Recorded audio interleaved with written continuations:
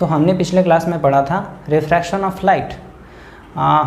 हमारे समझने के बाद आप जान चुके होंगे एक्चुअल में रिफ्रैक्शन क्या होता है। रिफ्रैक्शन, चलिए बेसिकली एक बार और इसका एक और रिवीजन चलते हैं, ठीक है। हमने क्या देखा कि रे ऑफ लाइट ऐसे आती थी, ठीक है, और यहाँ पे एक नॉर्मल होता था, बेंड हो जाती थी। क्यों बेंड होती थी? क्योंकि यहाँ का जो मीडियम था रेयरर मीडियम और ये था डेंसर मीडियम, ठीक है। रेयरर मीडियम और डेंसर मीडियम के बारे में हमने जाना था कि रेयरर मीडियम में ट्रैफिक कम होता है, यानी कि जो मॉलिक्यूल्स होंगे वो दूर दूर होंगे, जैसे कि एयर, ठीक है। और डेंसर मीडियम जहाँ पे जो पार्टिकल्स मॉलिक्यूल्स होंगे वो काफ़ी सामने सामने होंगे, नज़दीक होंगे, तो उसको बोलते हैं डेंसर मीडियम। अब एक्चुअल में रेयरर और डेंसर मीडियम तो आप समझ गए कि रेयरर क्या होती है और डेंसर क्या होती है, ठीक है। इससे हमको पता चला कि रेयरर मीडियम में लाइट को ट्रैवल करने में आसानी होती है, जबकि डेंसर मीडियम में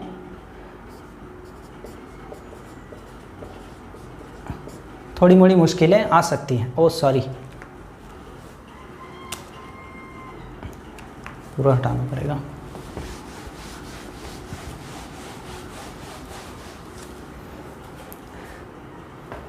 तो पिछले क्लास में हमने पढ़ा रिफ्रैक्शन ऑफ लाइट। देखिए इससे आप समझ चुके होंगे कि रिफ्रैक्शन ऑफ लाइट होता क्या है। आइए उसका एक ब्रीफ रिवीजन एक बार और करते हैं, ठीक है।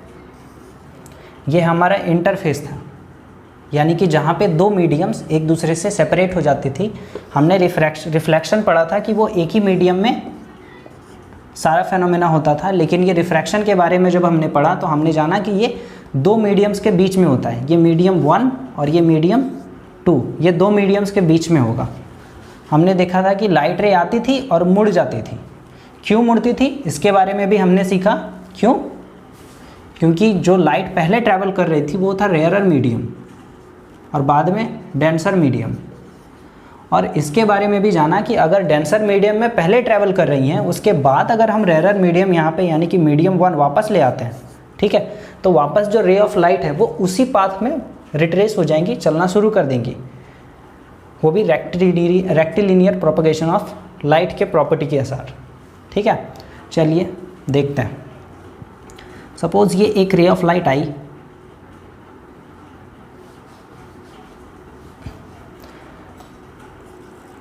सॉरी अभी रहने देते हैं। ये मीडियम 1, ये मीडियम 2 और ये मीडियम फिर से 1, ठीक है। रे ऑफ लाइट आई, यहाँ पे हमने एक नॉर्मल लिया। नॉर्मल किसके? ये इंटरफेस के, ठीक है। नॉर्मल लिया तो क्या होता था कि अगर ये रेयरर मीडियम है, रेयरर मीडियम है और ये डेंसर मीडियम है। देखिए रेयरर और डेंसर ये दोनों मतलब क्या बोलते हैं, कंपैरिजेबली है। अब मान के चलिए हमारे पास रेयरर मीडियम यहाँ पे एयर है, ठीक है, और डेंसर मीडियम हमारे पास वाटर है, ठीक है। लेकिन किसी किसी कंडीशन में क्या होगा कि हमारा जो रेयरर मीडियम होगा वो हमारा वैक्यूम होगा और जो डेंसर मीडियम होगा वो एयर होगा। यहाँ पे हमारे लिए एयर क्या था, रेयरर मीडियम, यहाँ पे एयर क्या हो जाता है, डेंसर मीडियम, क्योंकि वैक्यूम में जो लाइट की स्पीड होती है 3 × 10⁸ मीटर पर सेकंड एग्जैक्टली होती है, और जब भी वो एयर में इंटर करती हैं तो उसकी स्पीड में माइनर थोड़े से मतलब कमी आ जाती है। यानी कि कह सकते हैं कि 2.999999 समथिंग इंटू 10⁸ मीटर पर सेकेंड्स, इतना, जिसको हमने मान के चला कि अप्रॉक्सीमेटली ये 3 के इक्वल है। बहुत कम डेविएशन होता है। यहाँ पे देखिए डेविएशन होता है लेकिन बहुत कम होता है, जो कि नामात्र हम मान सकते हैं कि वो जो स्पीड है नहीं घटी है, लेकिन स्पीड घटती है वहाँ भी। तो इस कंपैरिजन में हमारा रेयरर मीडियम वैक्यूम हो जाता है और डेंसर मीडियम एयर हो जाता है। और यहाँ पे क्या होता है, हमारा रेयरर मीडियम एयर है और डेंसर मीडियम वाटर है। वाटर या फिर ग्लास, हम जो भी ले सकते हैं।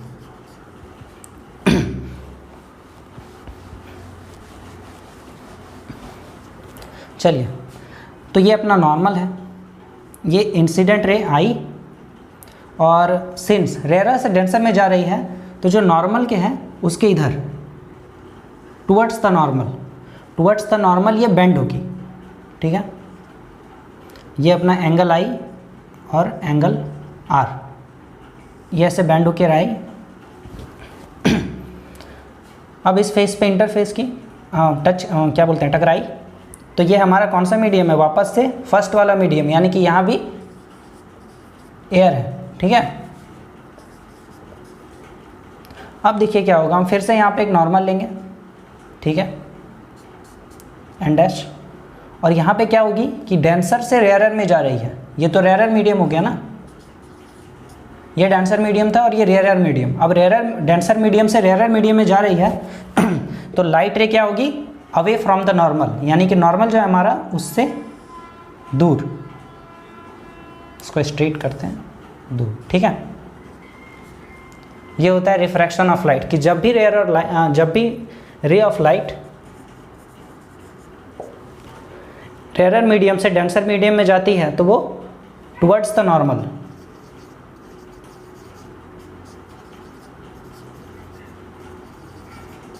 टुवर्ड्स द नॉर्मल, और जब भी वो डेंसर से रेयरर जाती है तो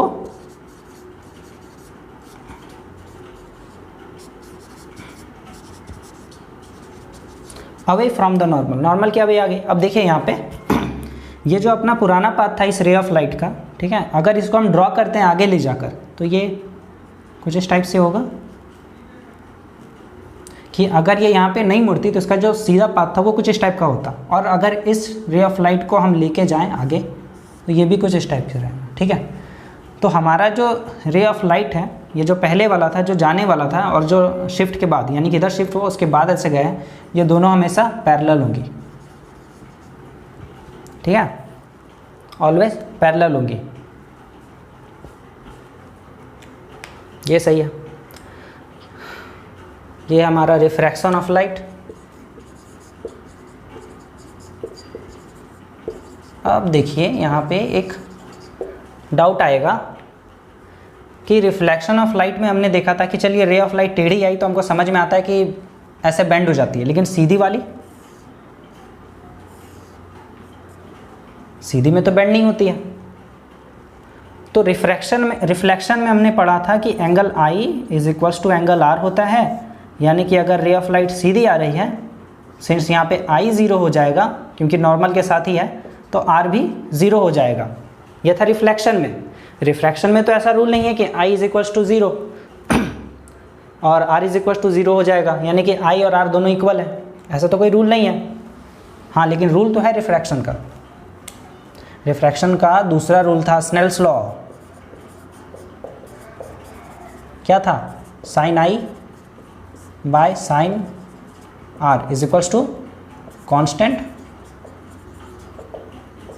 या फिर यहाँ पे क्या करते हैं, और म्यू जो हमारा मीडियम है, ठीक है, म्यू यानी कि मीडियम। अब देखिए यहाँ पे क्या होगा कि हमारा एंगल आई तो ज़ीरो हो गया। चलिए तो हम लेके चलते हैं स्नेल्स लॉ के अनुसार sine i by sine are is equals to mu. Sine i हमारा ज़ीरो, सॉरी इसको ऐसे अभी यही रहने देते हैं, साइन आई, और ये म्यू इंटू साइन आर हो जाएगा, ठीक है। अब साइन आई तो हमारा ज़ीरो हो गया, बचा क्या, म्यू इंटू साइन आर। तो म्यू को अगर यहाँ पे लेके आते हैं इधर तो ये भी हो जाएगा ज़ीरो, यानी कि साइन आर भी ज़ीरो, यानी कि साइन आई अगर ज़ीरो रहा तो आर भी ज़ीरो रहेगा, यही ना। तो यहाँ पे अगर हमारा आई नॉर्मल के साथ ज़ीरो एंगल बनाता है तो आर भी ज़ीरो, तो डिफ्लेक्शन होगा ही नहीं, समझे। तो इस कंडीशन पे डिफ्लेक्शन होगा ही नहीं, मतलब लाइट रे स्ट्रेट पाथ में ट्रैवल करेंगे, लेकिन स्पीड में कमी आएगी। यहाँ पे स्पीड में कमी आएगी। जो लाइट की स्पीड यहाँ 3 × 10⁸ मीटर पर सेकेंड है, वो यहाँ पे हो सकता है 2.7 10⁸ मीटर पर सेकेंड हो जाए, या फिर ऐसा कुछ भी हो सकता है, मतलब कम तो होंगी, हो सकता है 2.9 समथिंग हो, लेकिन कम तो होंगी।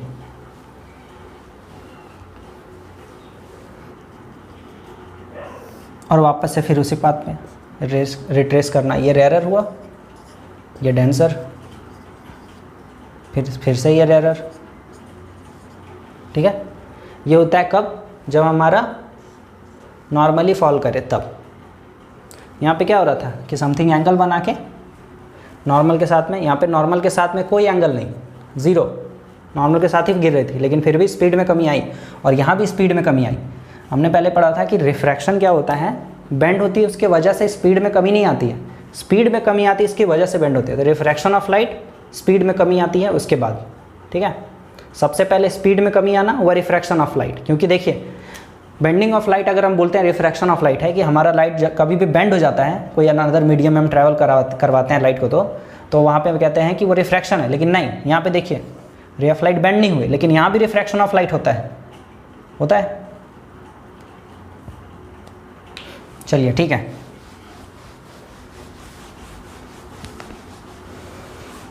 अब ये तो हो गया कि रिफ्रैक्शन क्या होता है। अब आता है रिफ्रैक्टिव इंडेक्स, देखते हैं क्या है।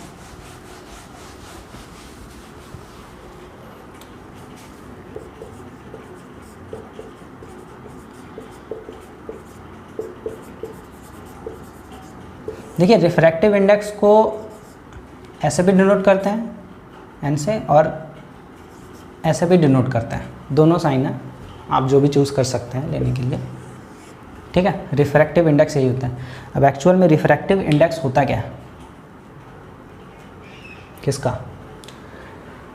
जब हमारे पास रेयर मीडियम था और बाद में डेंसर मीडियम आया, लाइट रे जो आई इंसिडेंट हुई, नॉर्मल के बाद बेंड हो गई, ठीक है। कहीं कहीं पे हम देखते हैं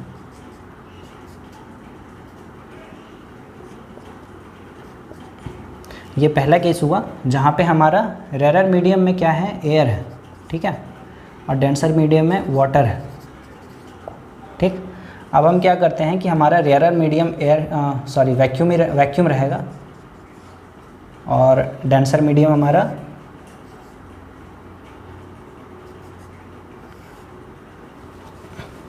एयर।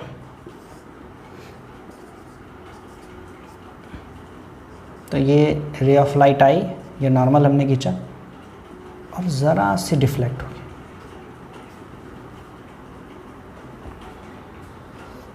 ठीक है, एकदम ज़रा सी। इसको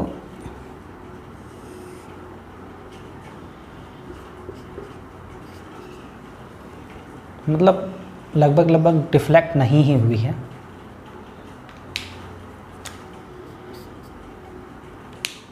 ये पहला केस, ये दूसरा केस, फर्स्ट एंड सेकंड, ठीक है। यहाँ पे क्या होता है, रे ऑफ लाइट आई, यहाँ पे डिफ्लेक्ट हुई, क्या बोलते हैं, टुवर्ड्स द नॉर्मल, यहाँ भी टुवर्ड्स द नॉर्मल हुई है, लेकिन बहुत कम डिफ्लेक्शन के साथ, लगभग हम कह सकते हैं कि नहीं हुई है, ठीक है। तो जो हमारा मीडियम है, जो मीडियम हम सामने रखे हैं, जिस मीडियम से हम ट्रैवल करवा रहे हैं रे ऑफ लाइट को, ठीक है, जो हमारा मीडियम है वो कितना ज़्यादा बेंड कर सकता है, that is called refractive index of the medium.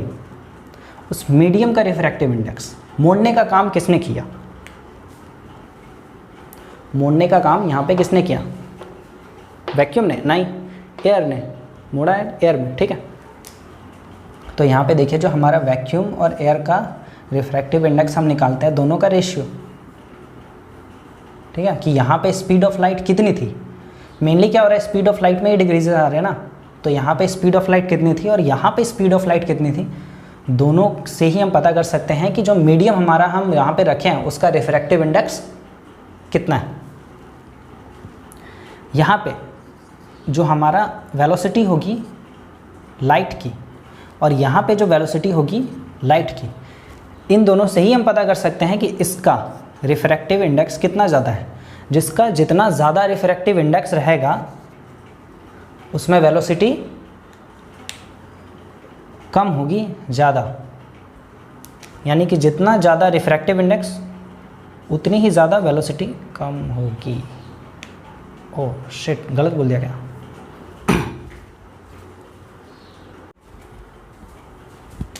अब अगला जो टॉपिक है हमारा वो है रिफ्रैक्टिव इंडेक्स।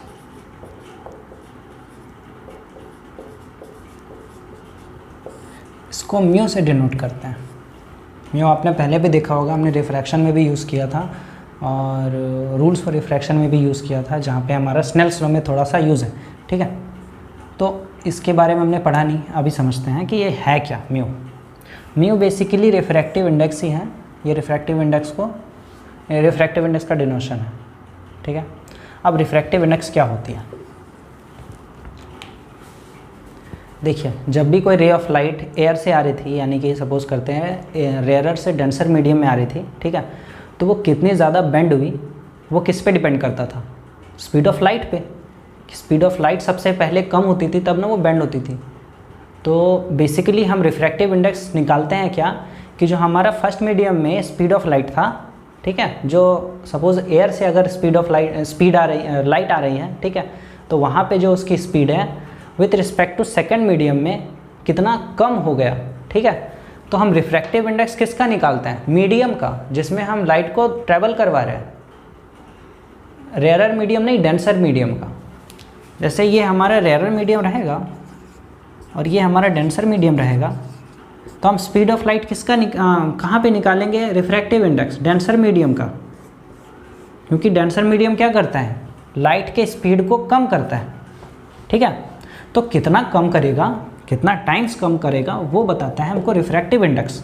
हम मीडियम का निकाल लिए कि इस मीडियम का रिफ्रैक्टिव इंडेक्स इतना है, ठीक है, तो स्पीड ऑफ लाइट हम इतना इससे ट्रैवल करेंगे तो हमेशा इतना कम हो जाएगा। सपोज हम मान के चलिए कि ये रे ऑफ लाइट आई, ये बेंड हो गई, ठीक है, ये आई और ये आर। अब ray of light I, incident ray और रिफ्रैक्टेड रे बेंड हो गई। अब मान के चलिए कितना ज़्यादा बेंड हुआ। सपोज अगर यहाँ पे 100 है, ठीक है, या फिर 200 है, स्पीड ऑफ लाइट 200 है, यहाँ पे आकर वो 100 हो गई, तो कितना टाइम्स कम हुआ? 2 टाइम्स। 2 टाइम्स कम हो गया ना, 200 थी 100 हुई, 2 टाइम्स कम हो गया। अगर हम स्पीड ऑफ लाइट को इधर लेके जाते हैं ऐसे उल्टा करके, रिवर्स, ठीक है, स्पीड लाइट को ऐसे इधर से लेके जाते हैं, यहाँ पे बेंड हुई अवे फ्रॉम द नॉर्मल, और कितनी हो गई स्पीड ऑफ लाइट यहाँ पे इसकी? 200। तो पहले कितनी थी? 100, अब कितनी हुई? 200। तो यहाँ पे 2 टाइम्स ज़्यादा हो गई, और वैसे ही रिवर्स किए तो 2 टाइम्स कम हो जाती थी। तो डेंसर मीडियम में बेसिकली हमारा स्पीड ऑफ लाइट कम हो जाता है। उसी के लिए हम लोग निकाले हैं refractive index of the medium. Medium का रिफ्रैक्टिव इंडेक्स देखिए, अब सबसे पहले हम एक मीडियम का रिफ्रैक्टिव इंडेक्स लेंगे। ये एयर और ये वाटर, आई गई, यहाँ पे angle I, angle R, angle of refraction और एंगल ऑफ इंसिडेंस, ठीक है। अभी जस्ट हमने पढ़ा कि कितनी ज़्यादा मुड़ सकती है, तो वाटर का एयर के रिस्पेक्ट में निकालेंगे। तो ऐसा कभी भी हो जहाँ पे हमको एक ही मीडियम दिया हो, जब हम इसका न्यूमेरिकल सॉल्व करने के लिए जाएंगे, ठीक है, जहाँ पे हमको बोला जाए कि आपको हम पहला वाला मीडियम नहीं दे रहे हैं, आपको हम एक मीडियम दे रहे हैं वाटर, ठीक है, तो आप वाटर में रिफ्रैक्टिव इंडेक्स निकालिए, ठीक है, वाटर में हम रिफ्रैक्टिव इंडेक्स निकाल देंगे, लेकिन हमको पहले पहला मीडियम चाहिए। तो वहाँ पे पहला मीडियम अगर दिया हुआ ना रहे तो हम मान के चलेंगे कि वो एयर है या वैक्यूम है, दोनों में कोई एक, या तो एयर या तो वैक्यूम, क्योंकि दोनों में स्पीड ऑफ लाइट सेम रहती है, 3 × 10⁸ मीटर पर सेकेंड, ठीक है। दोनों में एयर में और वैक्यूम में स्पीड ऑफ लाइट इतनी ही होती है। तो हम मान के चलेंगे कि एयर दिया है और वाटर के रिस्पेक्ट में हमको निकालना है। तो देखिए रिफ्रैक्टिव इंडेक्स निकाले, यहाँ पे क्या हो जाएगा? Refractive index of the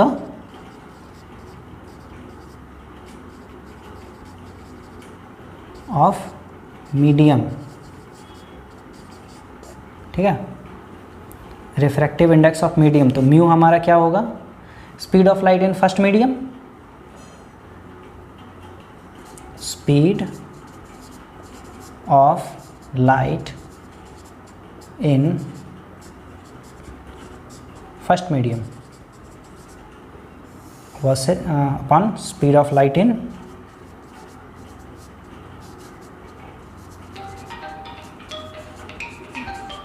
second medium, ठीक है। तो ये क्या था? Refractive index of the medium क्या है? म्यू, ठीक है, और speed of light in first medium upon speed of light in second medium. तो speed of light in first medium क्या रहेगा? 3 × 10⁸ मीटर पर सेकेंड। तो 3 × 10⁸ मीटर पर सेकेंड को हम सी से डिनोट करते हैं, यहाँ पे सी। और सेकेंड मीडियम में क्या होगी वो तो करने पर पता चलेगा, तो इसको बोलेंगे v, यानी कि वेलोसिटी में जो चेंजेस आएंगे उसको बोलेंगे v। तो अपना refractive index of the medium और अच्छा कर सकते हैं, ये m कर देंगे हम, तो यहाँ पे क्या हो जाएगा c/v। ठीक है, अब इसको मिटाया जाए।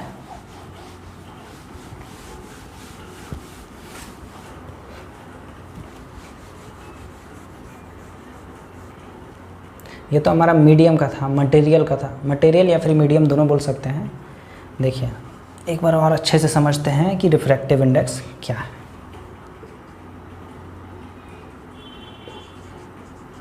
एयर,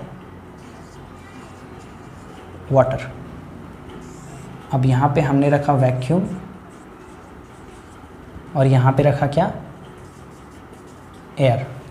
तो आप सबको पता है कि वैक्यूम में और एयर में रिफ्रैक्टिव इंडेक्स में ज़्यादा डिफरेंस होता नहीं है, ये लगभग इसके 1 है, मतलब 1 टाइम्स, यानी कि जो यहाँ रहेगा वही यहाँ भी रहेगा रिफ्रैक्टिव इंडेक्स, लगभग दोनों में स्पीड ऑफ लाइट एग्जैक्ट है। देखिए क्या होता है, वैक्यूम में 3 × 10⁸ मीटर पर सेकेंड है, ये हमको पता है, और यही सबसे ज़्यादा स्पीड है। मतलब हम लोग इससे ज़्यादा स्पीड ऑफ लाइट कभी देखे ही नहीं, ठीक है, कि वैक्यूम में ही सबसे ज़्यादा है 3 × 10⁸ मीटर पर सेकेंड, इससे ज़्यादा कहीं पे नहीं है। एयर में आते ही थोड़ी सी कम हो जाती है, क्योंकि ये डेंसर मीडियम हो जाता है, ये रेयर मीडियम था और ये डेंसर मीडियम, ठीक है। तो रेयर से डेंसर में आई तो थोड़ी सी कमी आ जाती है, लेकिन कितनी कमी, माइनर, हम उसको नेगलेक्ट कर सकते हैं। सपोज़ यहाँ पे 3 × 10⁸ मीटर पर सेकेंड है, आते ही यहाँ पे क्या हो जाते हैं 2.99999999 समथिंग × 10⁸ मीटर पर सेकेंड, ठीक है। तो लगभग हम इसको कहते हैं 3। माइनर थोड़ी सी चेंजेस आते हैं जो कि हम नेगलेक्ट कर सकते हैं, इसीलिए हम मानते हैं कि दोनों में स्पीड ऑफ लाइट सेम होती है, और होती भी है, बस थोड़ा सा ऊपर नीचे, ठीक है। तो अब देखिए ये एयर से वाटर में आया तो ऐसा डिफ्लेक्ट हुआ था, अब यहाँ पे गया, ये नॉर्मल, इतना ज़्यादा नहीं होगा, ऐसे एंगल आई और एंगल आर। अब देखिए यहाँ पे भी डिफ्लेक्शन हुआ, लेकिन बहुत कम हुआ, इतना कम कि हमको पता भी नहीं चल रहा है कि डिफ्लेक्शन हुआ है। इसीलिए हम कहते हैं कि एयर में और वैक्यूम में दोनों का स्पीड सेम होता है। अब देखिए इसका एक्चुअल पाथ कुछ ये होगा और इसका एक्चुअल पाथ ये होगा, तो इससे इतना ज़्यादा डिफ्लेक्ट हुई है और इससे थोड़ा सा तो हम कहते हैं कि इसमें दोनों में स्पीड ऑफ लाइट सेम होती है, इसमें अलग। अब देखिए कौन कितना डिफ्लेक्ट कर सका है, लाइट की रेज को कौन कितना डिफ्लेक्ट कर सका है, वो कैसे पता चलेगा, वेलोसिटी से ना जी। इसमें जो वेलोसिटी थी एयर में और वाटर में आने के बाद जो वेलोसिटी में चेंज आया, ठीक है, वो कितना आया, वही तो बताता है रिफ्रैक्टिव इंडेक्स। और वैक्यूम में जो वेलोसिटी थी स्पीड ऑफ लाइट की, एयर में आने के बाद कितना चेंज आया, तो हमने कहा बहुत कम चेंज आया, यानी कि लगभग ना के बराबर, यानी कि जहाँ जितना यहाँ था उतना यहाँ भी, लेकिन डिफ्लेक्शन तो हुआ पॉइंट्स में ही, लेकिन डिफ्लेक्शन तो हुआ। लेकिन वाटर में थोड़ा ज़्यादा हो जाता है, तो हमको साफ साफ दिख भी जाता है कि वाटर में डिफ्लेक्शन हो रहा है। वही पेंसिल वाला एग्जाम्पल कि हम रखें, अब हमने मतलब पता कर लिया कि वाटर का रिफ्रैक्टिव इंडेक्स इतना है, तो हम कुछ भी मतलब कोई भी ऑब्जेक्ट को वहाँ पे रखते हैं तो इतना हमें डिफ्लेक्शन देखने को मिलता है। वैसे ही वैक्यूम के साथ हुआ, तो यहाँ पे कम हुआ, यहाँ पे ज़्यादा हुआ, तो ये बताएगा रिफ्रैक्टिव इंडेक्स कि इसका रिफ्रैक्टिव इंडेक्स कितना है कि ये मोड़ सके उतना लाइट को, जितना कम सॉरी यहाँ पे स्पीड ऑफ लाइट जितनी ज़्यादा कम हो जाएगी ना, डिफ्लेक्शन उतना ज़्यादा हमको देखने को मिलेगा। हमने पढ़ा था रिफ्रैक्शन में कि सारी लाइट रेस फिर से वापस उसी पाथ पे जाना चाहती हैं, लेकिन एक ही साथ, तो एक ही साथ में क्या होगा कि शॉर्टेस्ट पाथ उसको अपनाना पड़ेगा, तो जितनी ज़्यादा डिफ्लेक्शन होगा उतना कम उसको पाथ ट्रैवल करना पड़ेगा, वही सब है, ठीक है। ये वाटर और एयर के बीच में था। तो रिफ्रैक्टिव इंडेक्स यहाँ पे क्लियर होता है।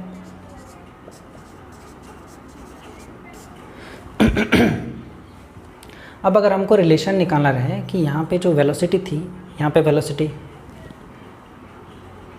ये जो V1 है और ये V2, ये कहाँ से कैसे हम पता करेंगे रिफ्रैक्टिव इंडेक्स? दोनों का रिलेशन हमको निकालना है। पहले हमको क्या बोला था कि refractive index of the medium सिर्फ निकालना है। एक मीडियम हमको दिया हुआ होता है, उसका रिफ्रैक्टिव इंडेक्स अगर निकालना है तो हम सपोज कर लेते हैं कि वो एयर है या फिर वैक्यूम है, ठीक है। लेकिन अगर हमको रिलेशन निकालना रहे, सपोज यहाँ पे वाटर दे दें और यहाँ पे वाटर से भी कोई डेंसर मीडियम पता करना रहे हमको रिफ्रैक्टिव इंडेक्स, तो हम क्या करेंगे? रिफ्रैक्टिव इंडेक्स, तो यहाँ बोलेंगे रिलेटिव रिफ्रैक्टिव इंडेक्स, ठीक है। रिफ्रैक्टिव इंडेक्स भी रहेगा लेकिन रिलेटिव, अब दोनों एक दूसरे से रिलेट करके बनाएंगे हम, ठीक है। ये मीडियम 1 है हमारे पास और ये मीडियम 2 है, ठीक है। अब रिलेटिव रिफ्रैक्टिव इंडेक्स को हम कैसे डिनोट करेंगे? म्यू किसका निकाल रहे हैं? अगर चलो दे देते हैं फिर से, एयर और वाटर, समझने में आसानी होगी, ठीक है। तो किसका निकाल रहे हैं? वाटर का। क्यों? क्योंकि डिफ्लेक्ट कौन किया है? लाइट की रेज को मोड़ा कौन है? वाटर ना, एयर नहीं मोड़ा है, वाटर मोड़ा है। तो हम वाटर का रिफ्रैक्टिव इंडेक्स पता करेंगे, क्योंकि वाटर में आने के बाद लाइट की स्पीड कम हुई, V2 सेकेंड मीडियम में। तो refractive index of the medium second with respect to medium first, mu 2 1। यहाँ इसका मतलब क्या होता है? Refractive index of the second medium with respect to first medium, ठीक है। तो फर्स्ट मीडियम में स्पीड ऑफ लाइट कितनी थी, सेकेंड मीडियम में स्पीड ऑफ लाइट कितनी थी, उसके लिए इसका रिफ्रैक्टिव इंडेक्स और इसका रिफ्रैक्टिव इंडेक्स।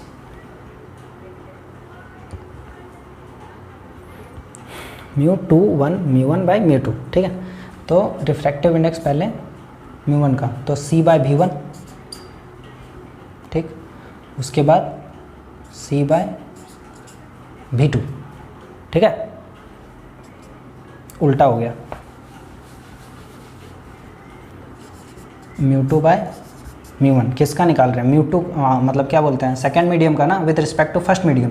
तो सेकेंड मीडियम का निकालेंगे with respect to first medium, कितना गुना कम हुआ है वही ना पता करना है कि कितना टाइम्स कम हो गया। तो फर्स्ट मीडियम पहले ऊपर रखेंगे, तो यहाँ पे होगा C by V2 by C by V1, ठीक है।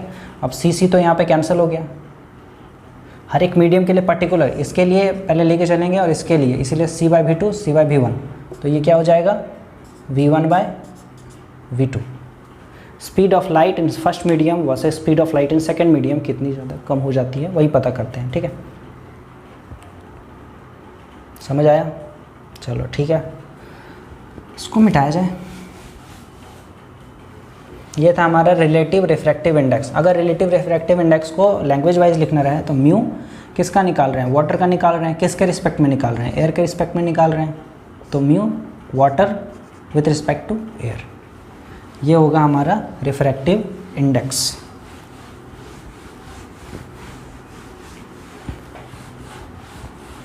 अब हम लोग पढ़ेंगे image formation by spherical lenses.